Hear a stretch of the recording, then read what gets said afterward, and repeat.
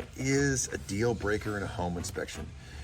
I don't think we as home inspectors are the deal breaker people. We don't tell people that they shouldn't buy a house. We don't feel like we're that cool.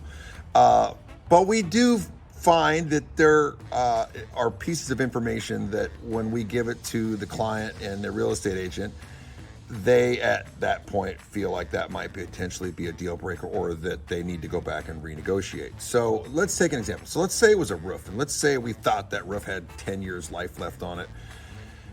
And we came out there and looked at it and we said, the roof has probably got 3 years max. Maybe it's at the end of its life. Okay, well, in that case, then it becomes, what's the dollar amount? Well, if the dollar amount was $15,000, $20,000 and they weren't anticipating paying that much in addition to buying the house at the price that they're at, they might either ask for the roof to be replaced or a dollar amount towards the roof, or they might consider it a deal breaker and they're not going to buy the house.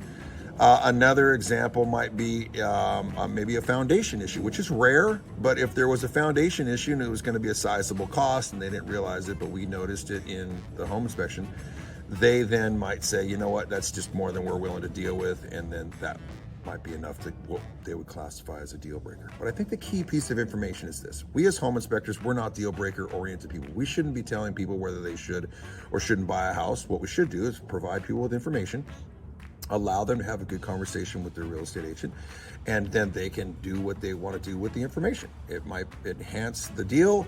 It might make them feel a sense of comfort in what they found. But the bottom line is this: we're not deal breaker people. We don't come out and tell people that.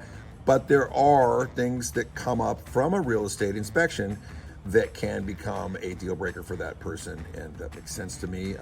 I'm a consumer just like they are. All right.